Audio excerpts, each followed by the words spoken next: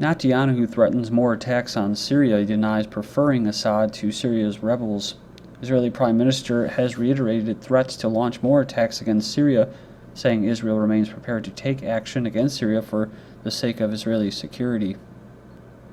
Netanyahu also denied previous reports attributed to Israeli intelligence, saying his government preferred Syrian President Assad to the rebels.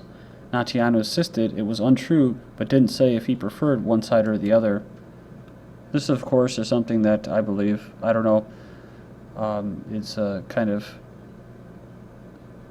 disinformation to link Assad with Israel, which in the eyes of many people who are not with the Free Syrian Army, the rebels, the terrorists, that quote opposition, and they're most likely allied with Assad, or they don't really mind it, the government there, but they're definitely staunchly anti-Israel. So something like this would, this is to weaken any support for him. Covert Israeli forces inside Syria within rebel ranks. So Israeli military vehicle has been seized as well. So it says here that media sources confirm the seizure of an Israeli military vehicle inside Syria. The vehicle's license plate corresponds to that of an Israeli military vehicle with a black background and letter. So according to Sana, it says here, quoting unconfirmed media source, that the Israeli military support for the armed terrorist groups proves that the involvement of Qatar, Turkey, and Israel in the aggression on Syria, which is waged through a single central operations room. The capture of an Israeli military vehicle does not in itself confirm the involvement of Israeli forces. It says at the bottom, the Israeli registered military vehicles would not normally be used in covert operations by Israeli special forces. But inside there, it says here that they had found some equipment for wiretapping and jamming equipment. Also found military uniforms. So here's another video. Fox News is running at Israeli special forces in Syria. They published a video allegedly showing Israeli special forces inside Syria. You can go there and check that out if you'd like. Syrian forces inflict heavy losses on U.S.-sponsored terrorists. Reports from Syria suggest that Syrian forces have inflicted heavy losses on the UN or U.S.-sponsored al-Nusra mercenary force, and its affiliated formations have inflicted heavy losses. This Al-Qasir on the northern border of Lebanon and is now under the control of government forces. The location is a point of entry of mercenary forces into Syria from Lebanon. According to the BBC, opposition groups say militants from the Lebanese Hezbollah movement are fighting alongside government forces. There's also reports that hundreds of Lebanese Sunni militants have joined the fight on the rebels' side. My YouTube pages are ddarko2012 and ddarko2013. Also, I have an archive on my website here. Goes back to 2009. My website is ggnonline.com. And most of the links should be posted in YouTube's video description by tomorrow evening. So, Syria prepared to fire missiles at Tel Aviv, says Sunday Times. Says Assad regime puts advanced surface-to-surface missiles on standby with orders to hit Tel Aviv should Israel launch another airstrike. Expert says missiles extremely accurate and can cause serious harm. This was reported overnight Sunday. According to the British newspaper, reconnaissance satellites have been monitoring preparations by the Syrian army to deploy surface-to-surface these Teshri missiles. Obama backed Free Syrian Army rebels, naming the Brigade Osama bin Laden. So underlying once again how the White House is openly seeking to arm terrorists in Syria, as if they're not already. Video has emerged that the rebel groups referring to their unit as the Osama bin Laden Brigade. So that would make sense. They're being aided by CIA and other Mossad forces. Video shows Syrian militants whipping men. So a new video shows foreign-backed militants in Syria whipping two men for violating marriage procedures based on their interpretations of Islam. Al-Qaeda-affiliated Salafi militants in Syria have conducted similar acts in over 2 years. In the past 2 years. The European Union directly funds Al-Qaeda looting of Syrian oil. According to the report yesterday in the London Guardian, the EU is directly funding U.S.-backed Sunni Islamist terrorist groups fighting Assad. It says these groups are looting oil in parts of the eastern Syria, eastern part of the country that they control, and then reselling it to EU countries at rock-bottom prices. According to The Guardian, the main beneficiaries of the EU's lifting of sanctions are the Al-Nusra Front and similar Islamist groups, and I would imagine Europe, whoever's buying that cheap oil. Robert Fisk says Syrian war could go on for 2 to 3 years. So it says here, President Assad's troops in Syria are gaining ground. The British Middle East reporter Robert Fisk met some of them when he visited the front lines earlier this month. He says when you go there, you'll find large areas that have been destroyed, largely depopulated, and which are not only undamaged, but in which life more or less continues. He said he was able to drive from Damascus to Beirut. The roads were pretty much clear. It says here the Syrian government allowed me to go into their frontline positions. Asked what was the impression he got from the Syrian government soldiers, he said he found them very ruthless, tough, but apparently a pretty determined army. They said that he said that they took no prisoners. So a quick point to make, and I'll move on here, is going back to Afghanistan, and then of course Iraq and Libya. You have almost a 10-year period of death and destruction that occurs. What I believe is this basically is the time it takes to just obliterate everything, like what they're doing here, what we just talked about, things being demolished and depopulated and creating sectarian violence. They do this, and then of course they try to eventually get their transitional government. These of course represent international corporations, global corporations, usually Western, because this is a lot of funding and stuff's coming from Qatar and Saudi Arabia, but also they're getting a lot of backing from the European NATO countries, including the U.S. But like Iraq and Afghanistan, it takes about 10 years to get to the point to where corporations can come in and basically take over.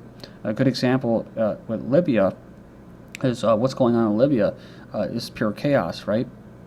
Well, actually, it's a good sign because what it means is that the international corporations have not been able to go in there and start doing business. Pretty sure they have oil flowing, but they get attacked, and there's a lot of sugar importers that they can't go in there because there's so much, it's not stable enough. So they need to get it stable then, but they have to get the transitional government regime change done first. And you can see how long it's taking for them to be able to get to that point. So yeah, I was just talking about this yesterday with someone that this right here with Syria, it could actually go on for another. If it's been going on for almost 3 years, it could go on for another 7 years.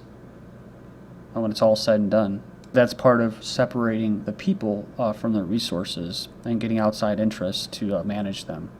Turkey to see more bombings as Erdogan's support for Syrian rebels backfires. The terrorist attacks on Turkish soil won't stop until the country's prime minister gives up his support of rebel forces in Syria, says British broadcaster Neil Clark.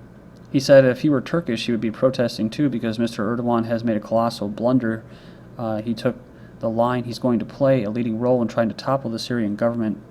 He allowed the rebels to be based in his country. His government gave arms to them and equipment, and now it's sort of a blowback time. Assad says resignation is escape. I'm not the person who runs away. So in an interview at an Argentinian newspaper, he said accusations that Syria was using chemical weapons and statements about my resignation are changing on daily basis. He said this could possibly be a preface for a war on our country. He denied using chemical weapons, saying that if they did use them, tens of thousands would have been killed and they wouldn't be able to hide something like that. He said when the ship faces a storm, the captain doesn't escape. When the president abandons his duties, he's running from responsibility, and I'm not a person who runs away.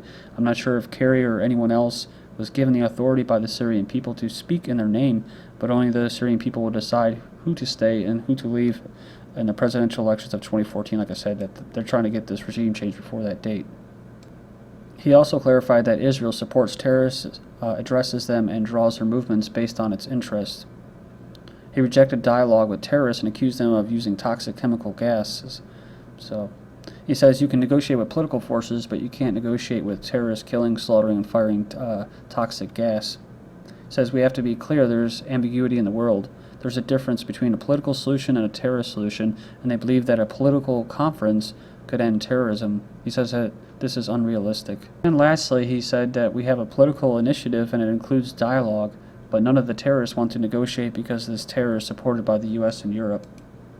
Syria hackers breach Financial Times accounts. Pro-Assad hackers publish video content of alleged executions by rebel. I like that, alleged executions. That's insinuating that they didn't occur. By rebels on newspapers, social media account, and blogs. So So it purports to show members of the al-Qaeda-linked al-Nusra Syrian rebel group executing, blindfolding, and kneeling members of the Syrian army. So, but it goes on here and it says the various FT blogs and social media accounts have been compromised by hackers, and we are working to resolve the issue as quickly as possible. It's like, well, why don't you just post what the hell is going on and tell the truth, you know?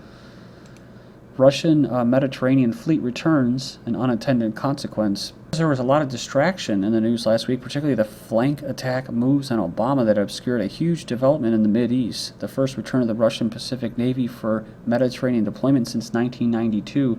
Israel's days of roaming freely over Lebanon airspace and their ability to launch air flight munitions without entering Syrian territory may be over, or it will be when the Russians decide to.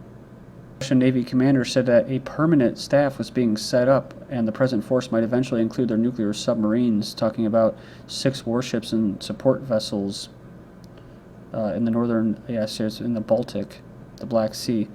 Defense minister said here that he said a permanent naval task force was needed to defend Russian interests in the region. That most of you already know, Russia armed Syria against threats. On the 11th, Russian foreign minister claimed his country was completing its delivery of surface-to-air missiles to Syria, saying that Russia is not planning to sell. Russia has sold and signed contracts a long time ago, and it's completing supplies of the equipment, which is anti-aircraft systems.